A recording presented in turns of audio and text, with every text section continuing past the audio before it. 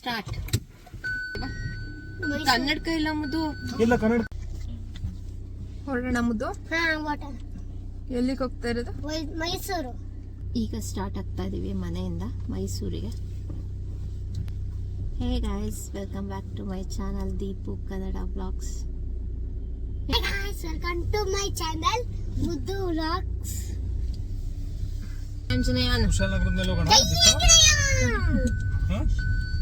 ಮತ್ತೆ ಏನಕ್ಕೆ ಹೋಗ್ತಾ ಇದ್ದೀವಿ ಮೈಸೂರಿಗೆ ಅಂದರೆ ದೇವಸ್ಥಾನಕ್ಕೆ. ಬರೀ ಒಂದೇ ಪ್ಲಾನ್ ಇರೋದು, ದೇವಸ್ಥಾನ ಒಂದಕ್ಕೆ ಹೋಗ್ಬಿಟ್ಟು ಬರೋಣ ಅಂತ. ಯಾಕೆ ಅಂತ ಅಂದರೆ ಮುದ್ದುಗೆ ಪದೇ ಪದೇ ಮೇಲಿನ ಮೇಲೆ ಒಂದೊಂದು ಏನಾದರೂ ಮಾಡ್ಕೋತಾ ಇದ್ದಾನೆ. ನಂಬಲ್ಲ, 1 ವೀಕಿಂದ ಕಂಟಿನ್ಯೂಸ್ ಆಗಿ ಬೀಳೋದು, ಕಿವಿಗೆ ಏನಾದರೂ ಹಾಕ್ಕೊಳ್ಳೋದು. ಆ ಕಿವಿದಂತೂ ಯಪ್ಪ ಇನ್ನೂ ಭಯ ಆಗುತ್ತೆ. ನಾನು ಅದು ವೀಡಿಯೋ ಮಾಡಿಟ್ಕೊಂಡಿದ್ದೀನಿ, ನೆಕ್ಸ್ಟ್ ವೀಡಿಯೋದಲ್ಲಿ ಹಾಕ್ತೀನಿ ನೋಡಿ ಅದನ್ನ. ಮತ್ತು ಇವಾಗ ನಾಯಿ ಕೈಲಿ ಕಚ್ಚಿಸ್ಕೊಬಂದ. ಆಮೇಲೆ ಇದೆಲ್ಲ ಆಗ್ತಾ ಆಗ್ತಾ ನೋಡೋಕ್ಕೆ ಮೊದಲೇ ಸಣ್ಣ ಆದರೆ ಇನ್ನೂ ಸಣ್ಣ ಆಗೋಗಿದ್ದಾನೆ. ಹಾಗಾಗಿ ಏನೋ ಒಂಥರ ಲೋ ಫೀಲ್ ಆಗ್ತಾ ಇತ್ತು ನನಗೆ. ಅದಕ್ಕೆ ಕೇಳಿದೆ ದೇವಸ್ಥಾನಕ್ಕೆ ಹೋಗ್ಬರೋಣ ಅಂತ. ನಾನೇನಾದರೂ ಈ ಥರ ಲೋ ಫೀಲ್ ಆದಾಗ ಫಸ್ಟು ಹೊರಡೋದೆ ಧರ್ಮಸ್ಥಳಕ್ಕೆ. ಬಟ್ ಈ ಸತಿ ರೂಟ್ ಚೇಂಜ್ ಆಗಿಬಿಟ್ಟಿದೆ. ಅಮ್ಮು ಧರ್ಮಸ್ಥಳಕ್ಕೆ ಹೋಗ್ತಾನೆ ಇರ್ತೀವಲ್ಲ ಅಮ್ಮ, ಮೈಸೂರಿಗೆ ಹೋಗಿ ಬರೋಣ ಚಾಮುಂಡಿ ಬೆಟ್ಟಕ್ಕೆ ಅಂತ ಅಂದ್ಲು. ಹಾಗಾಗಿ ಈ ಕಡೆ ಹೊರಟಿದ್ದೀವಿ ಇವತ್ತು. ಮತ್ತು ಇವತ್ತು ಇನ್ನೊಂದು ಗುಡ್ ನ್ಯೂಸ್ ನನಗೆ ಮಾತ್ರ. ಬ್ರೇಕ್ಫಾಸ್ಟ್ ಏನೂ ಮಾಡಿರಲಿಲ್ಲ, ಅಡುಗೆ ಏನೂ ಮಾಡಿರಲಿಲ್ಲ. ಮನೆಯೆಲ್ಲ ಕ್ಲೀನ್ ಮಾಡಿ ಪೂಜೆ ಮಾಡಿಬಿಟ್ಟು ಹೊರಟಿದ್ದಷ್ಟೇ. ಇಲ್ಲಿ ರಾಮಾಗೆ ಬಂದಿದ್ದೀವಿ ತಿಂಡಿ ತಿನ್ಕೊಂಡು ಹೋಗೋಣ ಅಂತ.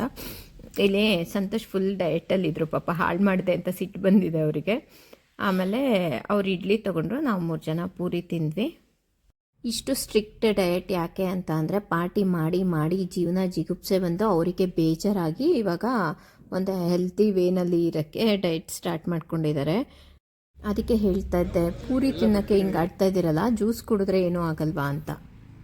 ಅಮ್ಮ ಜೊತೆ ಕುತ್ಕೊಂಡಿದ್ದಾನೆ, ಎದ್ದು ನನ್ನ ಹತ್ರ ಬಂದಿದ್ದಾನೆ.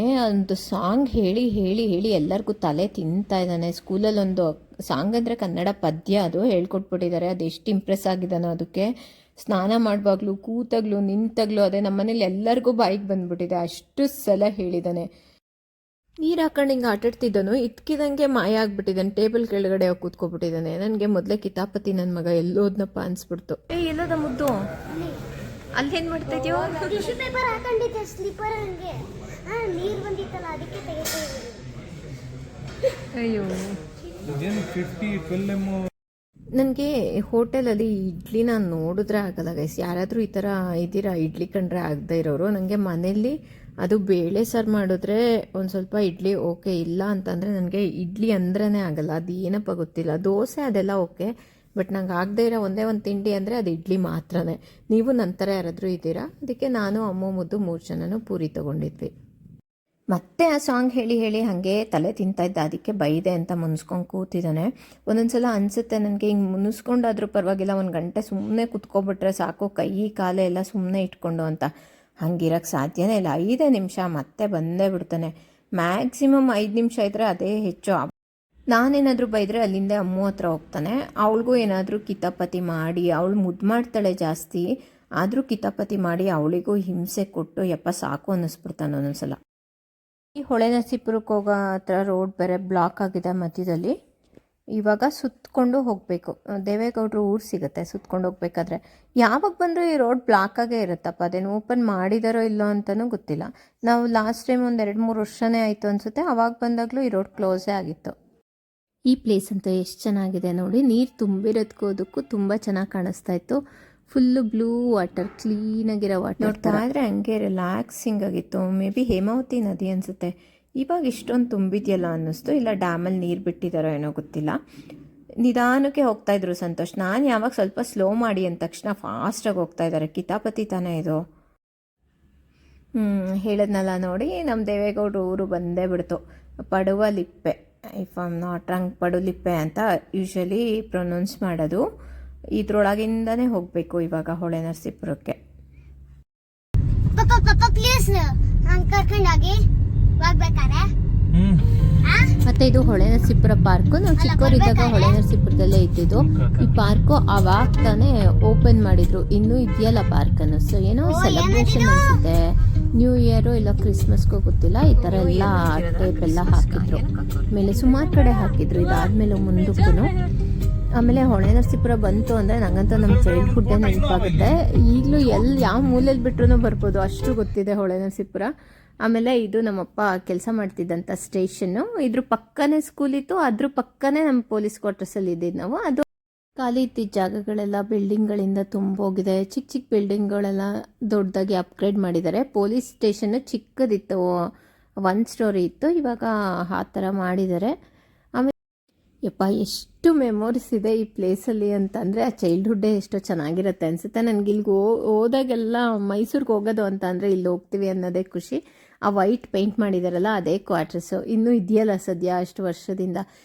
ಹೆಚ್ಚು ಕಮ್ಮಿ 25ರಿಂದ 30 ವರ್ಷದ ನೆನಪುಗಳು ಇದೆಲ್ಲ. ಇದಾದಮೇಲೆ ನಾವು ಹಾಸನ್ಗೆ ಹೊರಟೋಗ್ಬಿಟ್ವಿ ಹೊಳೆ ನರಸೀಪುರದಿಂದ. ಮತ್ತಿದು ದೊಡ್ಡಕಣ್ಣೂರು. ಇಲ್ಲಿ ನೋಡಿ ಎಷ್ಟು ಸ್ಲೋ ಮಾಡಿ ಹೋಗ್ತಾ ಇದ್ದಾರೆ. ಇದು ಸಂತೋಷ್ ಓದಿರೋ ಕಾಲೇಜ್ ಅಂತ. ಇದನ್ನು ನಮಗೆ 101 ಸಲ ಹೇಳಿರೋದನ್ನೇ. ಮತ್ತು ಇದ್ರಿಗೆ ಎದುರುಗಡೆನೇ ಇನ್ನೊಂದು ಪೊಲೀಸ್ ಸ್ಟೇಷನ್ ಇದೆ. ಅಲ್ಲಿ ನಮ್ಮ ಮಾವ ಅಂದರೆ ಸಂತೋಷ್ ಅವರ ಅಪ್ಪ ಅಲ್ಲೇ ಕೆಲಸ ಮಾಡ್ತಾ ಇದ್ದಿದ್ದು. ಮತ್ತು ಅವರು ತೀರೋಗಿದ್ದು ಇಲ್ಲೇ. ಹಾಗಾಗಿ ಇದೊಂದು ಬೇಜಾರು ವಿಷಯ ಪಾಪ. ಅದೊಂದು ನೆನೆಸ್ಕೊಂಡು ಪ್ಯಾನಿಕ್ ಆಗೋದ್ರು ಒಂದೇ ಸಲ. ಮತ್ತಿದೆ ಅದು ಚಿಕ್ಕದು ಪೊಲೀಸ್ ಸ್ಟೇಷನು. ಎಷ್ಟು ಪುಟಾಣಿ ಮನೆ ಇದ್ದಂಗಿದೆ ನೋಡಿ. ಪೊಲೀಸ್ ಸ್ಟೇಷನ್ ಅನ್ಸೋದೇ ಇಲ್ಲ. ಅಲ್ಲಿ ಬೋರ್ಡ್ ಹಾಕಿರೋದು ನೋಡಿ ಪೊಲೀಸ್ ಕ್ವಾರ್ಟರ್ಸ್ ಅಲ್ಲ, ಸಾರಿ ಸ್ಟೇಷನ್ ಅನ್ಕೋಬೇಕು. ಯಾವುದೋ ನಿನ್ನ ಫೇವ್ರೆಟ್ ಸಾಂಗು?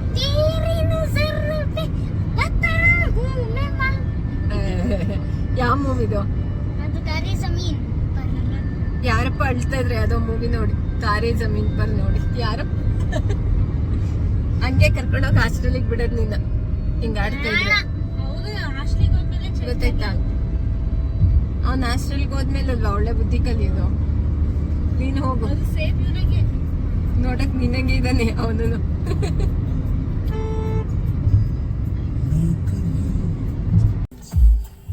ಏನ್ ಮಾಡ್ತಿದ್ದೆ?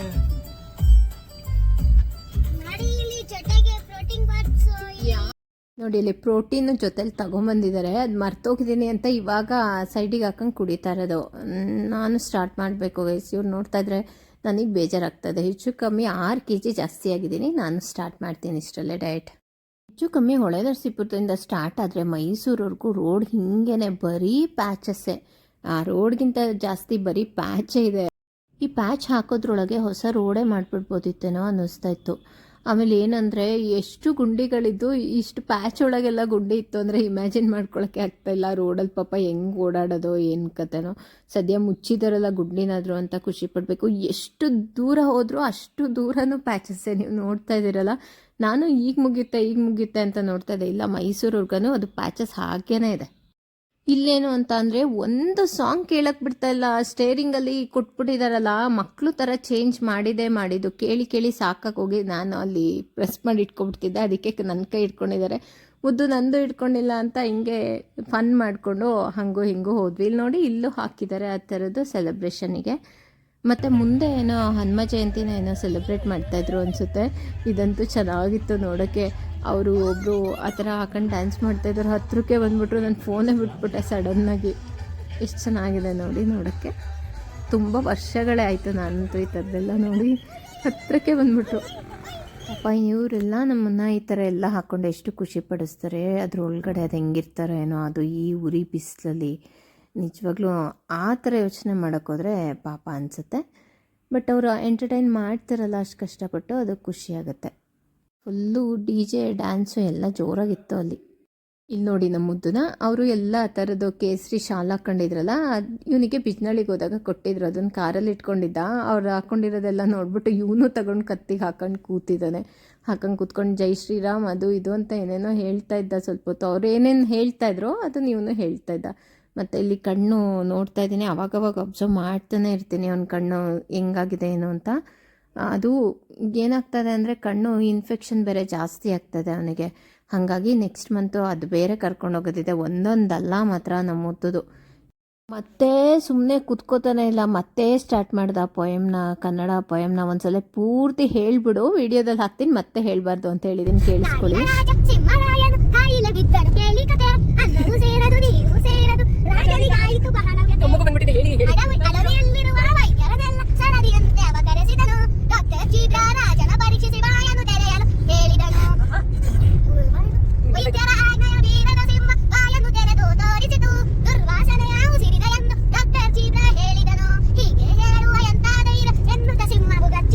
ಸತ್ಯವ ಹೇಳಿದ ವೈದ್ಯರನನ್ನು ವೈದ್ಯರನಲ್ಲ ವೈದೂರನ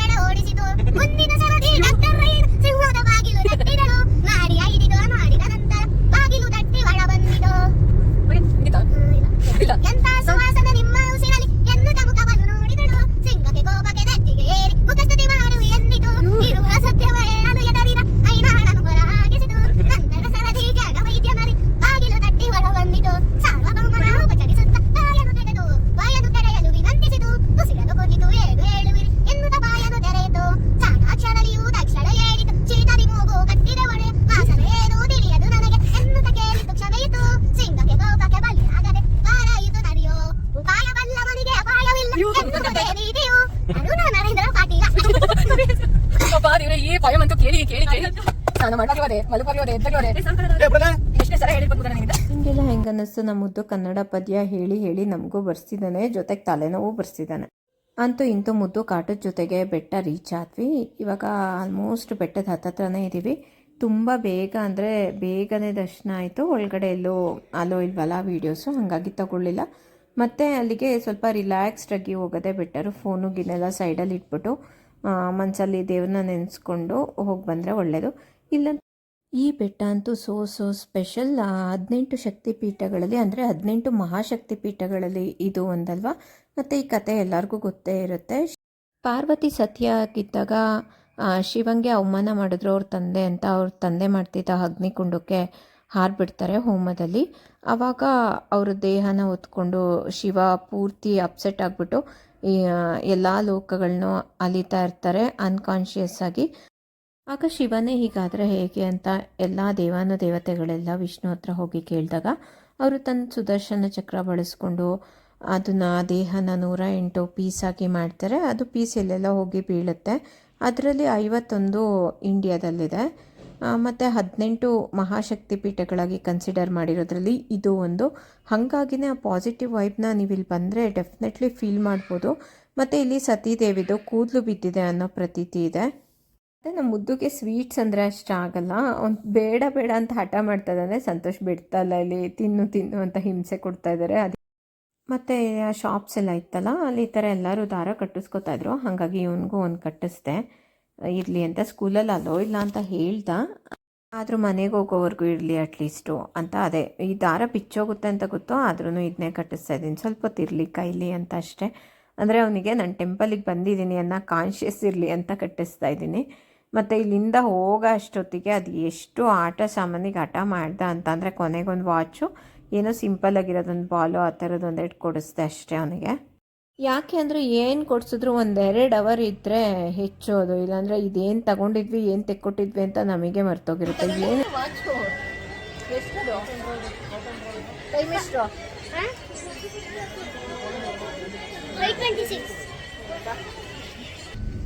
ಪುಷ್ಪ ಪುಷ್ಪ ಯಾವ್ದು ಇದು? ಮನೇಲಿ ಟಿ ವಿನೇ ಇಲ್ಲ, ಫೋನ್ ಅಂತೂ ಮೊದಲೇ ಕೊಡಲ್ಲ ಅವನಿಗೆ. ಅದರಲ್ಲಿ ಈ ಪುಷ್ಪ ಎಲ್ಲ ಹೆಂಗೆ ಗೊತ್ತಾಗ್ತಾವೋ ನನಗಂತೂ ಗೊತ್ತಿಲ್ಲಪ್ಪ. ಮತ್ತು ಇಲ್ಲಿ ಪ್ಯಾಲೇಸ್ ಹತ್ರ ಬಂದ್ವಿ, ಟೈಮ್ ಇತ್ತು, ಹಾಗೆ ಇಲ್ಲಿ ಸ್ವಲ್ಪ ನೋಡ್ಕೊಂಡು ಟೈಮ್ ಸ್ಪೆಂಡ್ ಮಾಡ್ಕೊಂಡು ಹೋಗೋಣ ಅಂತ. ಆ ಕುದುರೆಗಳ್ದಂತೂ ಹೆವಿ ಸ್ಮೆಲ್ಲು ಮಾತ್ರ ನೋಡೋಕ್ಕೆ ಚೆನ್ನಾಗಿದೆ, ಬಟ್ ಕುದುರೆ ಸ್ಮೆಲ್ಲು ಸಿಕ್ಕಾಪಟ್ಟೆ ಬರ್ತಾಯಿತ್ತು. ಆದರೆ ನೈಟ್ ಆದಮೇಲೆ ಅದರಲ್ಲಿ ಲೈಟೆಲ್ಲ ಹಾಕೊಂಡು ಕರ್ಕೊಂಡು ಹೋಗ್ತಾ ಇದ್ದಲ್ಲ, ಅವಾಗ ಚೆನ್ನಾಗಿ ಕಾಣಿಸ್ತಾ ಇತ್ತು. ಇವಾಗ ಫ್ಲವರ್ ಶೋಗೆ ಟಿಕೆಟ್ ತೊಗೊಳಕ್ಕೆ ನಿಂತಿದ್ದೀನಿ. ಸಿದ್ರಾಜು ಬಾರೋ.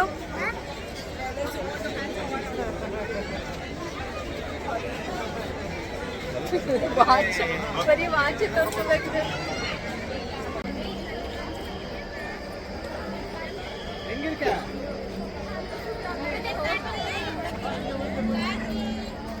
ದೀಪ್ ಇಲ್ಲಿ ನೋಡೆ.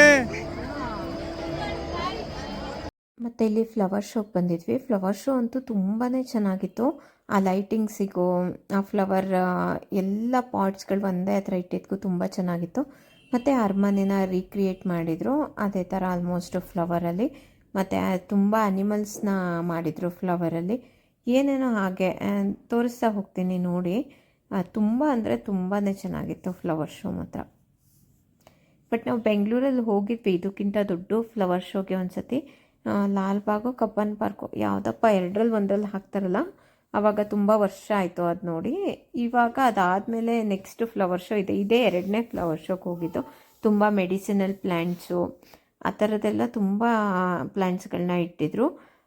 ಕೆಲವೊಂದು ಮಾತ್ರ ಬಾಡೋಗಿತ್ತು ಹೂಗಳು, ಅಂದರೆ ತುಂಬ ದಿನ ಆಗಿದೆ ಅನಿಸುತ್ತೆ ಇಟ್ಟು, ಹಾಗಾಗಿ ಎಲ್ಲ ಮಿಕ್ಕಿದೆಲ್ಲ ಫ್ರೆಶ್ ಆಗಿ ಚೆನ್ನಾಗೇ ಇತ್ತು. ಮತ್ತು ಈ ಫ್ಲವರ್ ಶೋನಲ್ಲಿ ಅಂತ ಎಕ್ಸ್ಪ್ಲೇನ್ ಮಾಡೋ ಅಂಥದ್ದೇನೂ ಇಲ್ಲ, ಎಲ್ಲ ನೋಡೋ ಅಂಥದ್ದೇ. ಹಾಗೆ ನೋಡ್ಕೊಂಡು ಹೋಗಿ ತೋರಿಸ್ತೀನಿ. ನನಗೆ ಮ್ಯಾಕ್ಸಿಮಮ್ ಎಷ್ಟಾಯಿತು ಅಷ್ಟೇ ಓಡಾಡೋಕ್ಕಾಗಿದ್ದು, ಕಾಲು ನೋವಾಗ್ಬಿಟ್ಟಿತ್ತು ಇಲ್ಲಿಗೆ ಬರೋ ಅಷ್ಟೊತ್ತಿಗೆ. ಮತ್ತು ಅರಮನೆ ಒಳಗಡೆ 2 ಟೆಂಪಲ್ ಇದೆಯಲ್ಲ, ಅಲ್ಲಿಗೂ ಹೋಗ್ಕೊಂಡು ಅಲ್ಲೂ ಪ್ರಸಾದ ಎಲ್ಲ ಕೊಟ್ಟರು. ವರಹಾನಾಥ ಟೆಂಪಲ್ ಇನ್ನೊಂದು, ಅದ್ರೊಳಗಡೆ ಇನ್ನೊಂದಿದೆ ಲಕ್ಷ್ಮೀ ದೇವಿದು. ಅದ್ರ ಕರೆಕ್ಟಾಗಿ ಅದ್ರ ಹೆಸರುಗಳು ನನಗೆ ನೆನಪಿಲ್ಲ, ಮರ್ತೋಗ್ಬಿಟ್ಟಿದೆ. ಅರಮನೆ ನೋಡಿ ಎಷ್ಟು ಬ್ಯೂಟಿಫುಲ್ಲಾಗಿ ಕಾಣಿಸ್ತದೆ. ಅದರ ಲೈಟೆಲ್ಲ ಆಫ್ ಮಾಡಿದರು, ಏನೋ ಶೋಕಾಚರಣೆ ಅಲ್ಲ ಮನಮೋಹನ್ ಸಿಂಗ್ ಅವ್ರದ್ದು, ಹಾಗಾಗಿ ಆದ್ರೂ ತುಂಬ ಚೆನ್ನಾಗಿ ಕಾಣಿಸ್ತಾ ಇತ್ತು ಮೈಲ್ಡ್ ಲೈಟಲ್ಲೇ. ಫ್ಲವರ್ ಶೋನ ನೈಟಲ್ಲಿ ನೋಡೋಕ್ಕೆ ಒಂಥರ ಚೆನ್ನಾಗಿತ್ತು ಅಂತ ಅನಿಸುತ್ತೆ. ಬೆಳಗ್ಗೆನೂ ಇರುತ್ತೇನೋ, ಬಟ್ ಬೆಳಗ್ಗೆಗಿಂತ ನೈಟೇ ಚೆನ್ನಾಗಿತ್ತು ಅಂತ ಅನ್ನಿಸ್ತು. ಲೈಟಿಂಗ್ಸ್ ಎಲ್ಲ ಇತ್ತಲ್ಲ ಹಾಗಾಗಿ. ಮತ್ತು ಇಲ್ಲಿ ಗೊಂಬೆಗಳ ಪ್ರದರ್ಶನ ಅಂತ ಏನೋ ಮಾಡಿದರು, ಒಂದು ಕಾನ್ಸೆಪ್ಟಲ್ಲಿ ಗೊಂಬೆಗಳನ್ನ ಜೋಡಿಸಿದ್ರು. ದಸರಾದಲ್ಲಿ ಗೊಂಬೆ ಕೂರಿಸ್ತಾರಲ್ಲ ಮನೆಗಳಲ್ಲೆಲ್ಲ, ಆ ಥರ ಫೀಲ್ ಬರ್ತಾಯಿತ್ತು. ಅದರಲ್ಲಿ ಸರ್ವಶಕ್ತಿ ಸ್ವರೂಪಿಣಿ, ಆಮೇಲೆ ಆ ಪರ್ಟಿಕ್ಯುಲರ್ ಆ ಪಾರ್ಟು ಮತ್ತು ಇನ್ನೊಂದು ಭಾಗವತ ಕೃಷ್ಣಂದು 2 ಗೊಂಬೆಗಳ್ದು ಮಾತ್ರ ತುಂಬಾ ಚೆನ್ನಾಗಿತ್ತು. ನೋಡ್ತಾ ಇದ್ರೆ ನೋಡ್ತಾನೇ ಇರಬೇಕು ಅನ್ನಿಸ್ತು. ಎಲ್ಲಿಂದ ತಂದಿದ್ರು ಆ ಗೊಂಬೆಗಳನ್ನ, ಎಷ್ಟು ಬ್ಯೂಟಿಫುಲ್ ಆಗಿದ್ವು ಅಂತ ಅಂದರೆ ಮಾತ್ರ. ನಾನೇನಾದರೂ ಈ ಸೇಮ್ ಗೊಂಬೆಗಳನ್ನೆಲ್ಲಾದರೂ ಸೇಲಿಗೆ ಇಟ್ಟಿದ್ದಾರಂತ ಆಚೆಲ್ಲ ಹುಡುಕ್ತೆ, ಗೊಂಬೆಗಳು ಈ ಥರದ್ದೇನೂ ಇರಲಿಲ್ಲ, ನಾರ್ಮಲಾಗಿರೋ ಅಂಥದ್ದೇ ಇತ್ತು ಎಲ್ಲವೂ. ಅದೇ ಮರದ ಐಟಮ್ಸು ಮತ್ತು ಗಂಧದ್ದು ಕಡ್ಡಿ, ಆಮೇಲೆ ಒಂಥರ ಬೀಸಣಿಗೆ ಬರುತ್ತಲ್ಲ ಒಂದು ಗಂಧದ ಸ್ಮೆಲ್ ಇರೋದು, ಆ ಥರದೇ ಮಾಮೂಲಿ ಥರದಿತ್ತು. ಸ್ಪೆಷಲ್ಲಾಗಿ ಏನೂ ಅನ್ನಿಸ್ಲಿಲ್ಲ ತೊಗೊಬರೋಕ್ಕೆ, ಬರೀ ನೋಡೋಕ್ಕಾದರೂ ಸಿಕ್ತಲ್ಲ, ಹಾಗಾಗಿ ನೋಡಿಕೊಂಡು ತುಂಬ ಅಂದರೆ ತುಂಬ ಹೊತ್ತು ಟೈಮ್ ಸ್ಪೆಂಡ್ ಮಾಡಿ ಬಂದ್ವಿ ಇಲ್ಲಿ ಪ್ಯಾಲೇಸ್ ಹತ್ರ. ಮುದ್ದು ಅಮ್ಮು ಎಲ್ಲ ತುಂಬ ಚೆನ್ನಾಗಿ ಎಂಜಾಯ್ ಮಾಡಿದ್ರು. ಬರೀ ತಿಂದಿದ್ದು ಓಡಾಡಿದ್ದೇ ಆಯಿತು ಇಡೀ ದಿನ ಎಲ್ಲ ನಾವು. ಕೊನೆಗೆ ಸುಸ್ತಾಗಿ ಮುದ್ದು ಬರಬೇಕಾದ್ರೆ ಮಲ್ಕೊಂಬಿಟ್ಟ, ಹಾಗಾಗಿ ಬರುವಾಗ ನಾನು ಯಾವುದೇ ವ್ಲಾಗ್ ಏನೂ ಮಾಡೋಕ್ಕೋಗಲಿಲ್ಲ, ಅವ್ನು ಎತ್ಕೊಂಡಿದ್ನಲ್ಲ ಹಾಗಾಗಿ. ಮತ್ತು ಇಲ್ಲೊಂದು ಲೈಟ್ ಟ್ರೀ ಹಾಕಿದ್ರು, ಆ ಬಲ್ಬ್ಸು ಡಿಸೈನ್ ಇರೋದು ಬಲ್ಬ್ಸು, ಏನು ಹೇಳೋದು ಫ್ಲವರ್ ಬಲ್ಬ್ಸು ಏನೋ ಅದು. ಈ ಟ್ರೀ ಅಂತೂ ನಂಗೆ ತುಂಬಾ ಇಷ್ಟ ಆಯಿತು. ಫೋಟೋಗೆಲ್ಲ ತುಂಬಾ ಆಸ್ಥೆಟಿಕಾಗಿ ಕಾಣಿಸ್ತಾ ಇತ್ತು ಇದೊಂದು ಟ್ರೀ ಮಾತ್ರ. ತುಂಬ ಫೋಟೋಗಳು ತಗೊಂಡ್ವಿ. ಸಂತೋಷ ಅಂತೂ ಅಲ್ಲೇ ಫೋಟೋ ತೆಗೆಸ್ಕೊಳ್ಳೋದಕ್ಕೆ ಫ್ರಸ್ಟ್ರೇಷನ್ ಆಗ್ತಾಯಿದ್ರು, ಅಲ್ಲ ನಾವು ತೆಕ್ಕೊಳ್ಳೋದಕ್ಕೆ ಅವ್ರು ಫ್ರಸ್ಟ್ರೇಷನ್ ಆಗ್ತಾಯಿದ್ರು. ಮುದ್ದನ್ನೆಲ್ಲ ತುಂಬ ಹೊತ್ತು ಆಟ ಆಡಿಸ್ಕೊಂಡು ಬಂದು ಚೆನ್ನಾಗಿತ್ತು ಇಡೀ ದಿನ. ಒಂಥರ ಸ್ಮೂತಾಗಿ ಹೊರಗಡೆ ಹೋಗಿದ್ದೊಂಥರ ಚೆನ್ನಾಗಿತ್ತು. ದಿನ ಅಡುಗೆ ಮಾಡಿ ಮಾಡಿ ಬೇಜಾರಾಗಿ ಹೋಗ್ಬಿಟ್ಟಿತ್ತು ನನಗೂ, ಮುದ್ದು ಇದ್ದು. ಹಾಗಾಗಿ ಇದೊಂದು ಔಟಿಂಗ್ ಬೇಕಿತ್ತೇನೋ ಅಂತ ಅನ್ನಿಸ್ತು. ಆಗಲೇ ನಿದ್ದೆ ಮಾಡೋಕ್ಕೆ ಸ್ಟಾರ್ಟ್ ಆಗಿಬಿಟ್ಟಿದ್ದ, ಇಷ್ಟೊತ್ತಿಗೆ ಸುಸ್ತಾಗಿ ಹೋಗಿತ್ತು ಅವನಿಗೂ. ಮತ್ತು ಈ ಫ್ಲವರ್ ಶೋ ಜೊತೆಗೆ ಈ ವ್ಲಾಗ್ನ ಇಲ್ಲಿಗೆ ಎಂಡ್ ಮಾಡ್ತಾ ಇದ್ದೀನಿ ಗೈಸ್. ಮತ್ತು ನೆಕ್ಸ್ಟ್ ವೀಡಿಯೋದಲ್ಲಿ ಸಿಗೋಣ. ಅಲ್ಲಿವರೆಗೂ ಬಾಯ್ ಬಾಯ್ ಗೈಸ್.